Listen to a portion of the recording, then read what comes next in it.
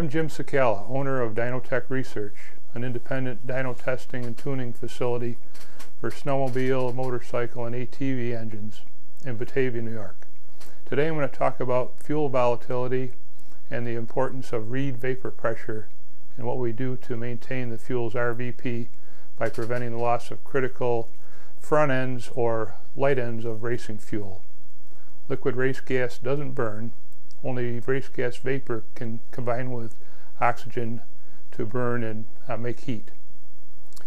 I purchased this fully instrumented Superflow engine dyno in 1986 and modified the engine stand to enable us to do testing on relatively small output snowmobile engines and motorcycle engines. Early on I had gotten an understanding of the proper air-fuel ratio and brake-specific fuel consumption on these racing engines we dealt with. And back around 1987, 1988, I began encountering stale race gas for the first time.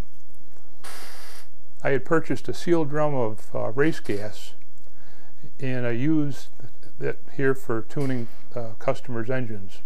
And every day I'd draw off 2 or 3 gallons for doing our testing, then religiously reseal the drum.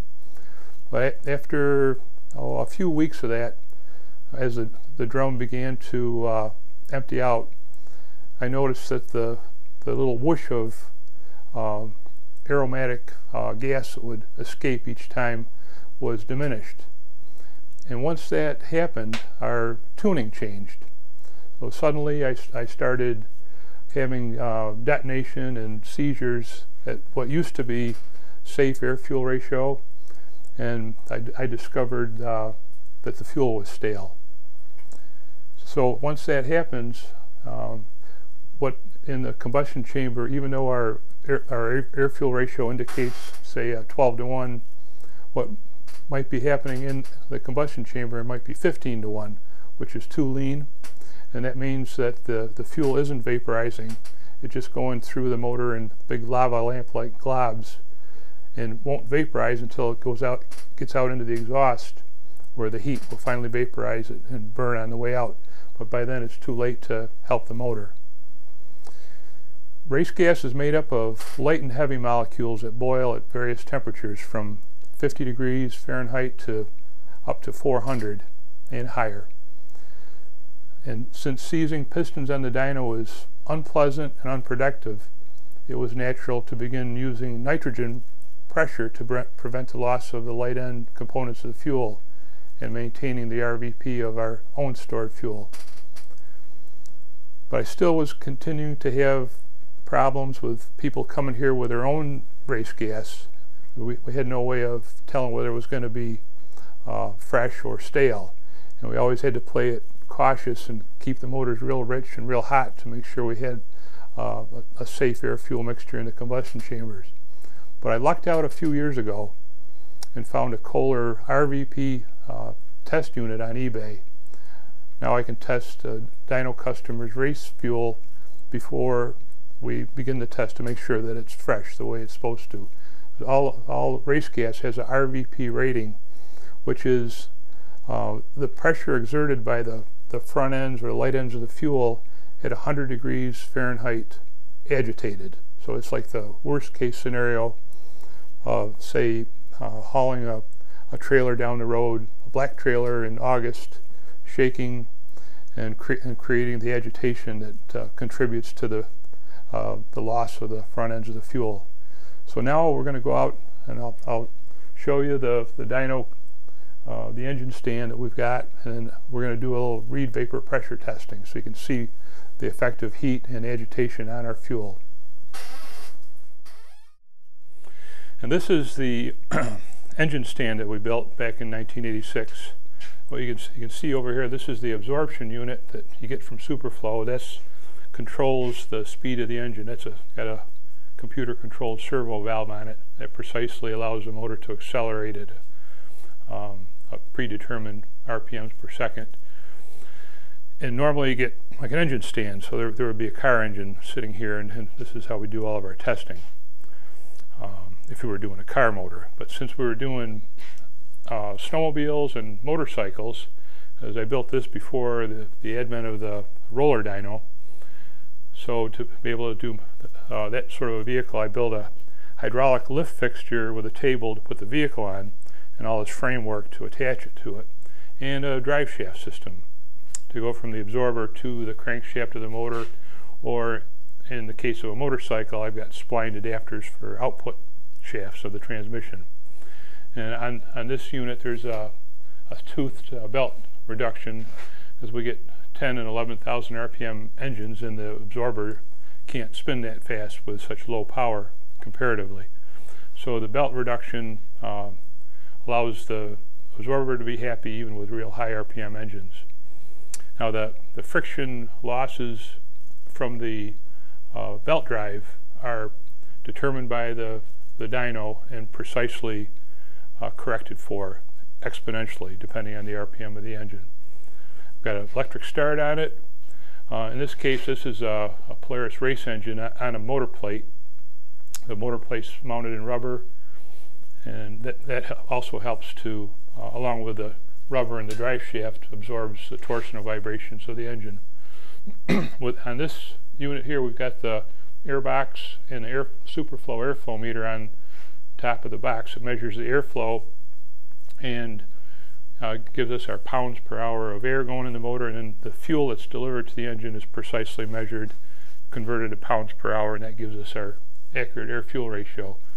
And on this engine, you can see the copper tube that is attached to the top of the engine goes into the control room, and if you remember, there was a set of earphones on the console, and we listen and we can hear the motor detonate well before it hurts itself. Now, because I'm an independent testing facility, I do third-party verification on engines, components for OEM manufacturers, and also I do testing on horsepower adding things for snowmobiles, and I put those on my website, dynotechresearch.com. Again, as an independent test facility, that's the advantage that I have, is people like coming here to do the testing, even if somebody else does the engine build. So this is the dyno. This is where we do all our testing, and now we're going to go and do some Reid vapor pressure tests. And here's our Kohler Reid vapor pressure testing unit. Again, I lucked out finding this on eBay, because this is like a $7,000 package of stuff. Doesn't look like it, but this is what the fuel manufacturers and refiners use for testing the Reid vapor pressure. What this does is it puts the test sample into a 100-degree Fahrenheit agitated bath of water. That's what the motor you hear running is, a propeller that spins the water around so that the chamber heats up evenly. So that's 100.0 Fahrenheit, and that's set with this little unit down here. And what I've got is, this is what they call a test bomb. It's a high precision gauge, accurate to 0.25%, attached to an air chamber. This is a stainless steel air chamber threaded in the bottom, and the gas sample is attached to that and put into the bath. So I'll put that back in here. This is the chilled fuel sample. This just came out of the refrigerator. It's got a sample of just gasoline, doesn't matter what brand it is. It's very fresh though. We're in good shape. So I'm going to take this out. We'll hang this little bracket. Now I'm going to fumble around and attach our chilled fuel sample to the bottom. And again, the air chamber is already up to 100 degrees Fahrenheit. So, and you notice I'm using rubber gloves to mess with this gasoline. This is some awful stuff. Okay, that's got an O-ring seal in it. Now, the first thing we do after I got it attached is we're going to agitate it. Fuel down here, air here. I just invert the chamber, and we let the fuel run into the preheated air chamber, and it went to 2.5 psi. 2.5. You have to remember that. Well, I put that in back in the 100-degree water bath, and that'll continue to heat the sample up. We'll agitate it again, and after it's settled out, that'll give us our Reid vapor pressure. And every type of race gas or pump gas has an RVP rating.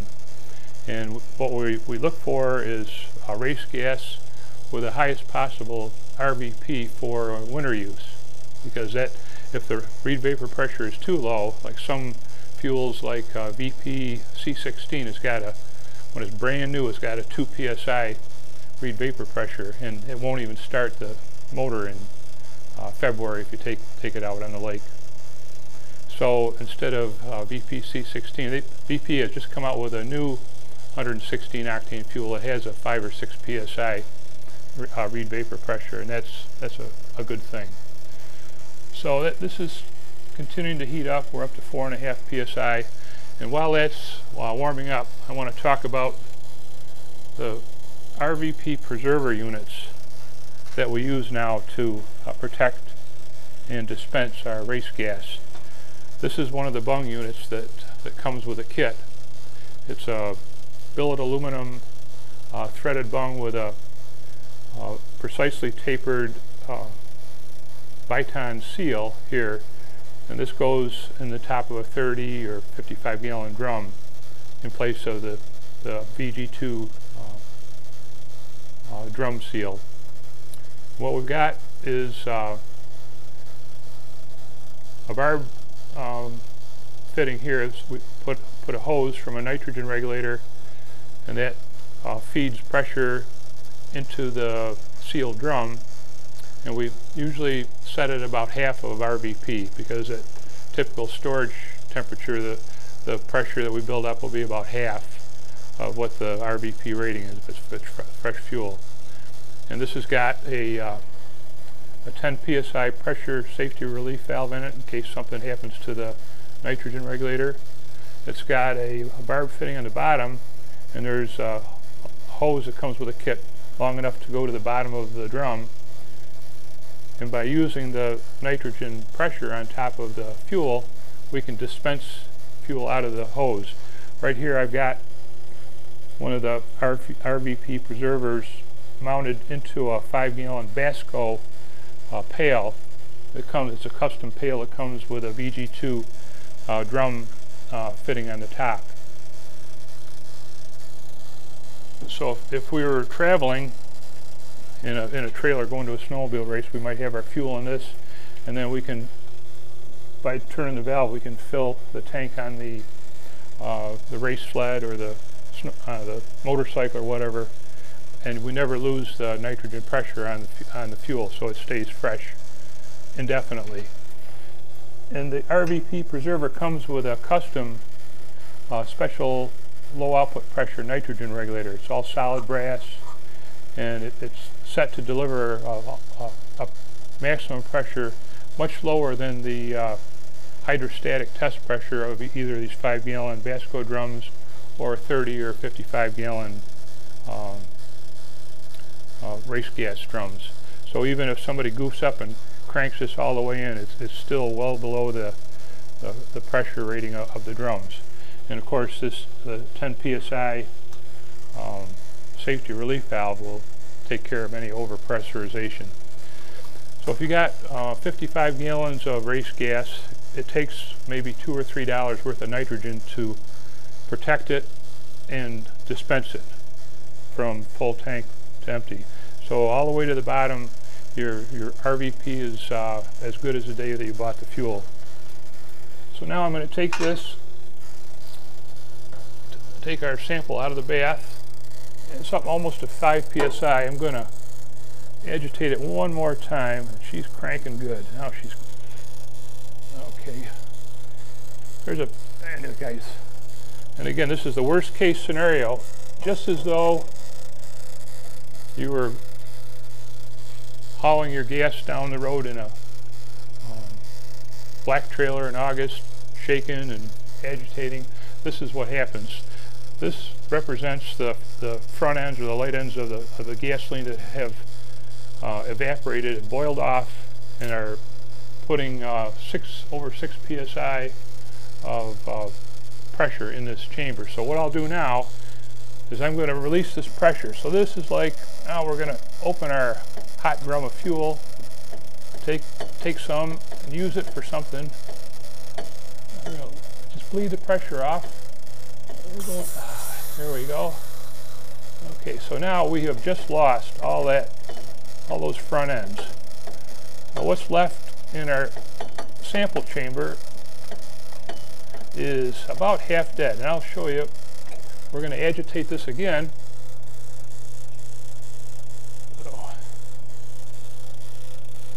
Okay, so now it goes to about 1 1/4 psi. So obviously it's about half shot. So we'll let that warm up again. And typically what will happen is we were at like over 6 psi Reid vapor pressure when the gas was fresh and chilled. And this time when we do it, it'll probably be about half, so it's half dead. Now if I do it one more time, we'll lose another half. And eventually it'll be so stale it won't even start an engine in the summertime. So this is, I'm going to give this another little agitation. Okay. And again, when I invert the chamber, the fuel runs down into the Borden tube and shakes it up. But this is the official RVP test method. So what we'll do is, if a guy comes here with a racing motorcycle or do a lot of flat track bikes and drag snowmobiles, snowcross racers, I'll test, while we're hooking up this flood, I'll do this test for them. So if they've got a fuel, say Sunoco Maximal is a good high octane fuel with a high RVP of 5 or 6 psi. And if it's 4 or 5 by the time it gets here, we're happy with that. But if it's 1 or 2, we're really careful. We got to get the motor real hot. We can't make maximum power with it. Because with the snowmobile engines, we make our best power with low coolant temperature, and that's where we really need the highest possible RVP. Okay, so this is up to temperature. Yeah. And as you can see, it's below 3 psi now. So we've lost that first warm-up cycle, and the first RVP test took more than half of the light ends or front ends out of the fuel. And as you can see, it's more than half dead. And if I do that again, next time out it'd be about a pound, pound and a half, and one more try and it'd be down to about half a pound, and that might not even start a lawnmower engine. So you can see the importance of maintaining the RVP and keeping the front ends or light ends of the fuel in with nitrogen pressure. The other advantage of using nitrogen to preserve your fuel is there's no oxygen in it, and there's no moisture in the nitrogen. So if you're running something like the 15% ethanol that the NASCAR racers have to use now, that will combine with any humidity in the air to make a mess out of the gas and make it unusable.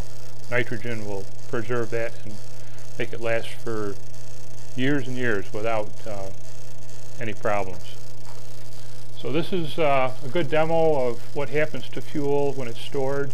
And again, a typical storage situation is 70 degrees without being agitated. So if we put this in a 70-degree bath, this 6.5 psi fuel might come out to 2.5 to 3 psi, but it's a gradually off-gassing, continually doing that at 70 degrees. So nitrogen pressure will keep that fuel from full to empty. So, and again, a couple of bucks worth of nitrogen preserves 50 gallons, 55 gallons of fuel and dispenses it. So this is the way to do it. And this is a good explanation of Reid vapor pressure.